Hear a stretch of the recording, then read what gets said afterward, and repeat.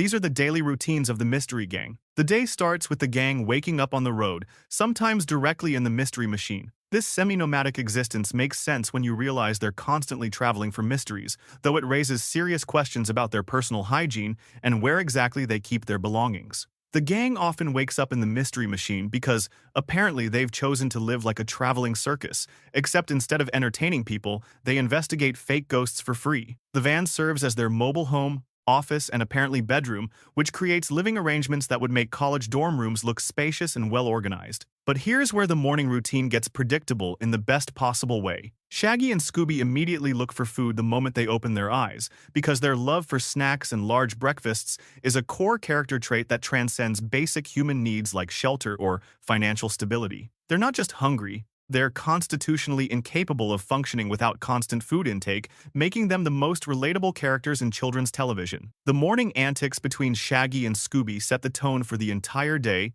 establishing their dynamic as the comic relief duo who somehow managed to solve mysteries despite being motivated entirely by sandwiches and self-preservation. It's like watching a buddy cop movie where both cops are afraid of everything and work primarily for snacks. Between 8 and 9 a.m., the gang drives to whatever town or site needs their help, classified as professional mystery solvers. They usually arrive at locations that sound like they were named by someone who really wanted to emphasize the spooky factor. Abandoned amusement parks, spooky mansions, small towns with mysterious curses, or urban sites that probably should have been condemned years ago. The gang arrives having been called there or having read about a disturbance in the news, which raises questions about how exactly their business model works and who's paying for their gas. They show up to investigate reported hauntings at museums, hotels, libraries, banks, and other locations that seem to attract supernatural activity with suspicious frequency. Upon arrival, they immediately speak to locals, eyewitnesses, or whoever called them in the first place.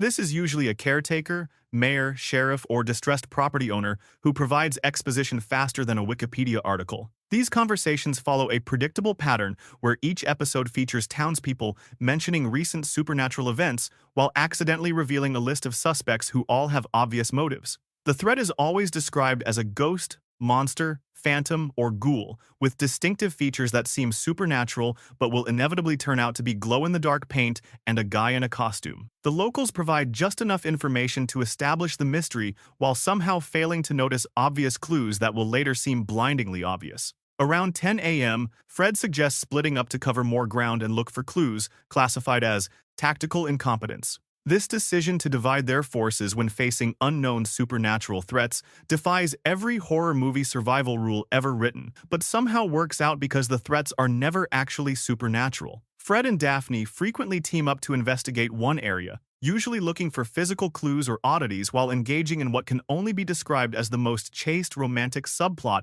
in television history. Their partnership combines Fred's trap-building obsession with Daphne's talent for accidentally stumbling into important discoveries, making them surprisingly effective despite Fred's leadership style resembling someone who learned management from action movies. Velma focuses on researching, examining technical or scientific aspects of the mystery, or searching for logical explanations with the dedication of someone working on their dissertation. She gathers hard evidence like footprints, samples, and mechanical parts while maintaining the skepticism of someone who's seen this exact same fake ghost routine dozens of times before. Meanwhile, Shaggy and Scooby are usually assigned to or wander into kitchens, dining areas, or other locations likely to contain snacks. They invariably stumble into clues or get chased by the monster, proving that their food-motivated navigation system is somehow more effective at solving mysteries than actual detective work. It's like they've accidentally discovered that following your stomach leads to supernatural encounters with perfect consistency. Around 11 a.m. comes the inevitable monster encounter, classified as slapstick horror. Scooby and Shaggy come face-to-face with the monster first, triggering chase sequences filled with slapstick humor that would make Benny Hill proud. The chase sequences feature classic chase music and the gang running through several rooms while causing chaos and making accidental discoveries that will later prove crucial to solving the mystery. Shaggy and Scooby hide in improbable places like vases, suits of armor, or behind paintings that are obviously too small to conceal them, yet somehow work anyway. These chase sequences serve multiple purposes beyond just comedy. They allow the monster to establish its supernatural abilities, give Shaggy and Scooby opportunities to accidentally gather evidence, and provide action sequences that break up the investigation portions of the episode. The chases also demonstrate the monster's behavioral patterns, which Velma will later use to deduce the villain's identity and methods. The comedy comes from the contrast between the supposedly terrifying supernatural threat and the completely non-threatening way Shaggy and Scooby handle it through cowardice and food-motivated problem-solving. They're not brave heroes confronting evil.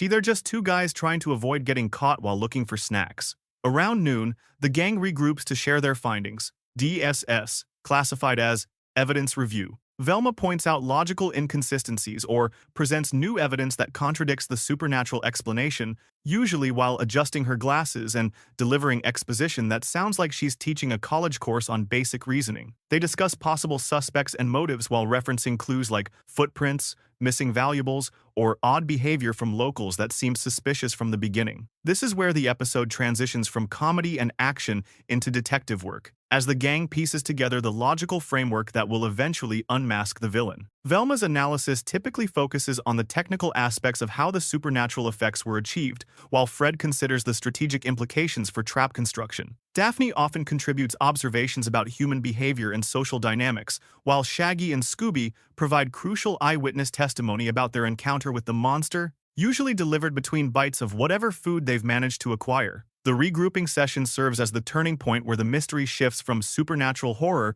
to logical puzzle. The gang moves from reactive investigation to proactive planning, setting up the final act where they'll confront the villain on their own terms instead of just running away from scary noises. In the afternoon, Fred devises an elaborate trap to capture the villain, ATD. These traps use local materials, ropes, pulleys, and whatever else Fred can find lying around, usually involving more moving parts than a Rube Goldberg machine and approximately the same success rate. Fred's trap construction represents his primary contribution to the team, combining his leadership role with his bizarre obsession with mechanical contraptions. The traps often incorporate food as bait, specifically targeting Shaggy and Scooby's willingness to risk their lives for Scooby snacks. This arrangement works because Shaggy and Scooby's fear of the monster is consistently outweighed by their desire for food. The trap-building sequences showcase each character's role in the group dynamic. Fred designs and directs the construction. Velma provides technical expertise and logical refinements. Daphne assists with implementation while often improving the plan, and Shaggy and Scooby reluctantly agree to serve as bait in exchange for snacks and moral support. These elaborate traps rarely work exactly as planned, but they create situations where the villain's own actions and the chaos caused by Shaggy and Scooby's antics combine to expose and capture the fake monster. It's less about Fred's engineering skills and more about creating opportunities for accidental success through controlled chaos. Around 3 p.m. comes the climactic confrontation, USEA, classified as controlled chaos. The monster is lured into the trap, but it often goes wrong in spectacular fashion, leading to slapstick chaos that somehow results in the villain getting caught anyway. The trap's failure creates comedy through the contrast between Fred's confident planning and the reality of trying to capture someone using rope, pulleys, and whatever random objects were available at the location. However, the chaos that ensues when the trap malfunctions usually creates even better opportunities to unmask the villain than the original plan would have provided. Shaggy and Scooby's panicked reactions to the monster's appearance, combined with their attempts to escape, often trigger the exact sequence of events needed to expose the villain's identity. Their cowardice becomes accidentally heroic as they run through the exact right doors, knock over the exact right objects, and stumble into the exact right hiding spots to reveal the truth. The climax demonstrates that success in Scooby-Doo mysteries comes not from careful planning or brave confrontation, but from the intersection of logical deduction and accidental discovery. The gang succeeds because they combine Velma's reasoning, Fred's preparation, and Shaggy and Scooby's talent for stumbling into the right answer while trying to avoid danger. The unmasking sequence follows a strict formula, HS, classified as exposition, delivery. Velma explains the mystery step by step, referencing clues like glowing footprints that matched with chemicals, strange noises that corresponded to hidden machinery, or suspicious behavior that pointed to specific motives. Velma's explanation serves as both the climax of the logical puzzle and the educational component of each episode. She connects all the clues that were gathered throughout the investigation,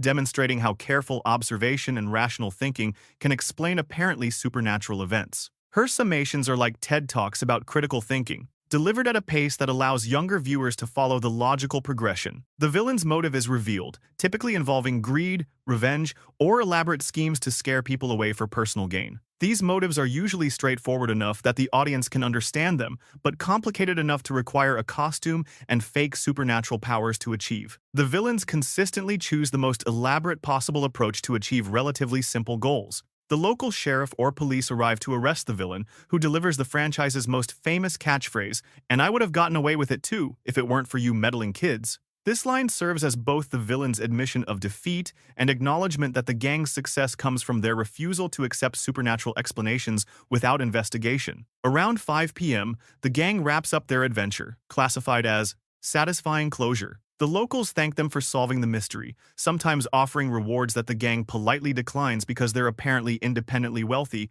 or survive entirely on the satisfaction of helping others. The real story of the location is restored once the fake supernatural threat is removed. Abandoned properties can reopen, local businesses can resume normal operations, and communities can stop living in fear of ghosts that were never actually supernatural. The gang's work restores both rational thinking and community peace. The episode ends with the gang relaxing and celebrating with food while joking about the solved mystery. Scooby receives extra Scooby snacks as a reward for his role in exposing the villain, usually delivered with the ceremony of someone receiving a military decoration. This ritual acknowledges that despite his cowardice and food obsession, Scooby's contributions were essential to solving the mystery. Finally, they pile back into the mystery machine, ready to travel to their next adventure. The cycle begins anew as they drive toward whatever town or location needs their help next, because apparently the world has an unlimited supply of people who think dressing up as supernatural creatures is an effective business strategy. Here's where we leave it. The Mystery Gang's daily routine proves that consistency,